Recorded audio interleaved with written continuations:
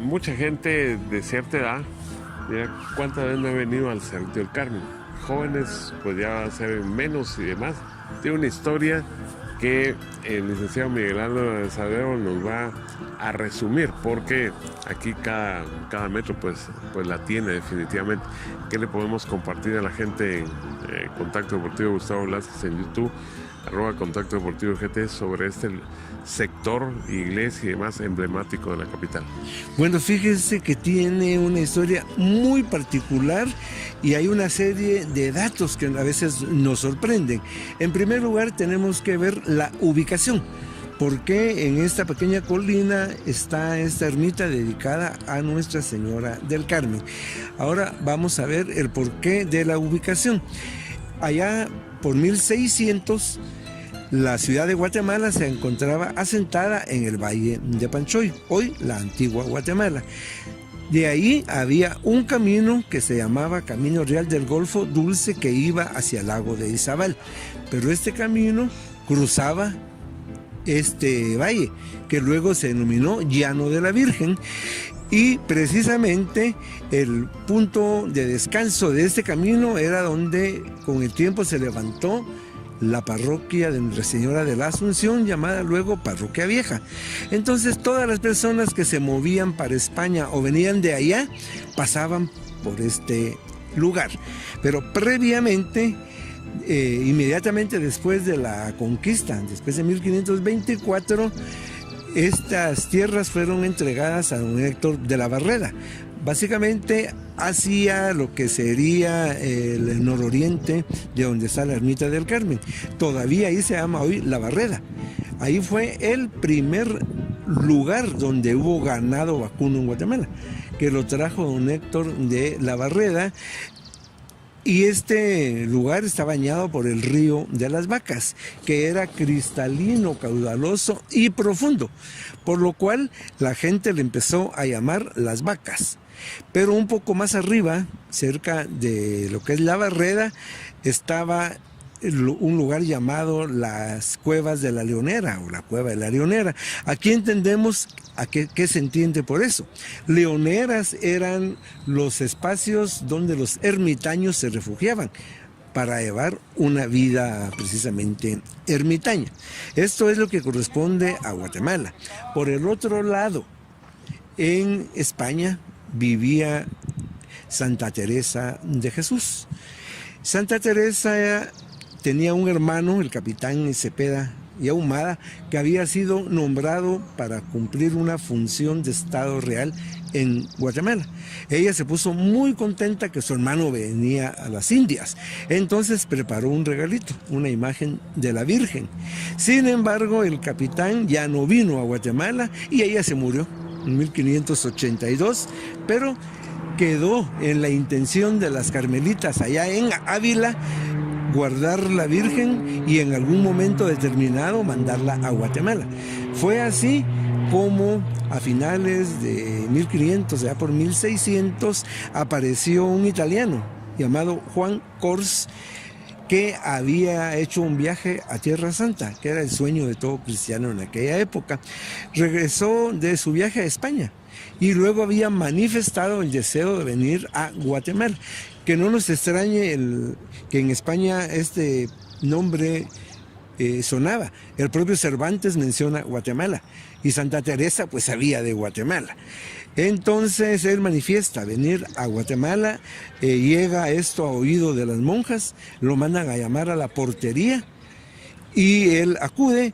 Se dice que las monjas lo entrevistaron y dijeron que era un hombre de muy buenas intenciones, entonces le encomiendan la Virgen y él obviamente le pregunta: ¿y a quién se la voy a llevar y a dónde? Y le contestaron simplemente: a nadie, donde ella se quiera quedar, y con el tiempo ahí se va a formar una gran ciudad. Pero ¿cómo sabemos todo esto? Pues allá a principios del siglo XVIII el arzobispado de Guatemala hizo un estudio antropológico, es un pionero, un estudio pionero, entrevistando a los ancianos que vivían en estos lugares, y ellos conocieron a Cors y por eso es de que se conocen los diálogos. Para no cansar, Salió de Cádiz, llegó a La Habana. La Habana era el puerto más importante de América, ahí estaban las tropas, las flotas españolas.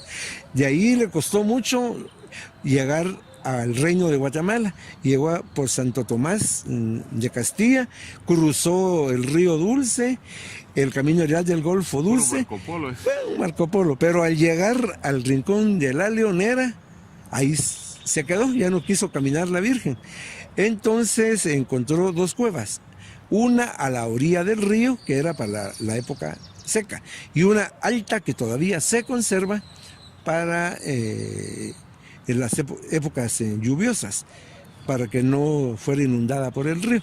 Y hay datos, por ejemplo, curiosos. Hay un nacimiento de agua y además dentro de la cueva fue tallada una repisa y hay un monograma que dice Ave María, donde nos está recordando la presencia de la imagen.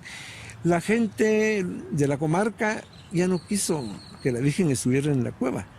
Entonces finalmente decidieron junto con Cors buscar un lugar, y es así como a Cors se le figuró el Monte Carmelo. Él acababa de ir. Y además el Cerrito del Carmen ahora lo vemos frondoso, pero antes era árido. Y fue ahí donde se decide hacer la primera ermita en el año 1613. Esta se quemó, era de paja, se hizo en 1620 una de teja, y posteriormente otro gran ermitaño nacido en Santa Catarina Pinula, Juan José Morales Alfarol y Roa, viene a vivir frente al cerrito en una torrecita que aún existe, y fue el guardián de la Virgen, y a él se le debe la construcción de la nueva ermita cubierta ya de bóvedas. Esta sufrió daño con el terremoto de 1917, también de 1976, pero debemos de contar que en el Cerrito del Carmen se decidió el traslado de la ciudad. Aquí, el día 14 y 15 de enero de 1774, se votó por el traslado de la ciudad. Y el 1 de enero de 1776, previo a las elecciones municipales del recién trasladado ayuntamiento, se hizo una misa en el Cerrito del Carmen. Aquí empezó la vida de la ciudad y aquí se cumplen aquellas palabras de Santa Teresa, y con el tiempo se formará una gran ciudad. Y cuando ya se planifica, primero los proyectos de Díez de Navarro y luego de Marcos Ibáñez, la ciudad parte precisamente del punto que hoy sería Segunda Calle y 12 Avenida. Ahí nació el trazo de la ciudad de Guatemala.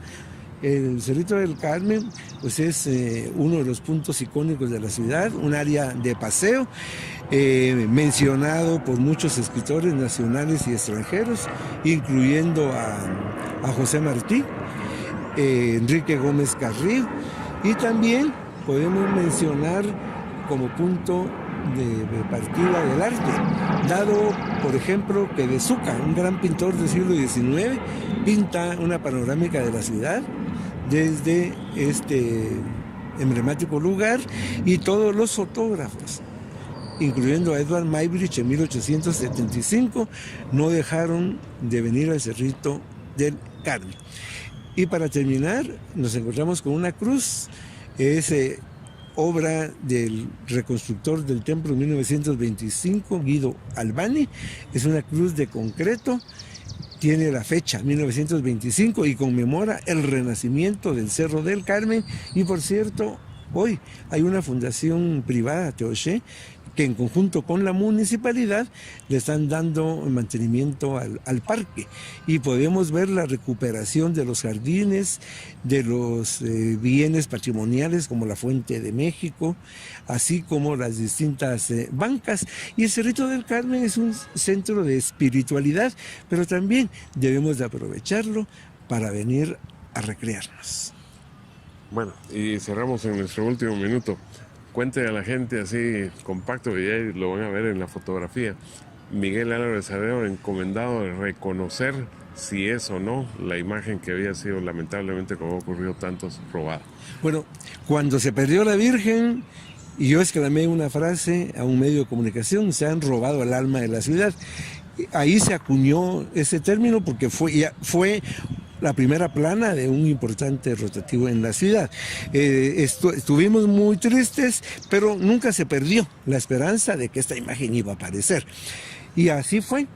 Y llegó el día miércoles de ceniza, 5 de marzo del 2003, y fui delegado por las autoridades competentes para venir a reconocer a la imagen.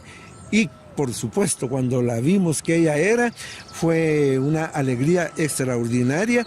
Había una multitud aquí que inmediatamente se corrió la bola, pero para mí también fue importante el momento de estar junto al padre y a las autoridades en el momento que se levantó la Virgen para que la gente la viera. Y fue un momento inolvidable. Únicamente han pasado 16 años, pero se llevan guardados en el corazón. Desde luego.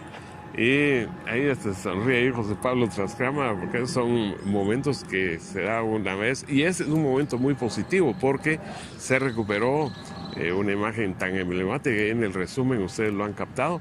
Y en las imágenes posteriores y que completan este reportaje, pues José Pablo se está recreando acá con un lugar que conocía de mención, pero ahora lo está viendo de repasar la cámara por acá. Así que nuevamente muchas gracias al licenciado Miguel Álvarez Arévalo.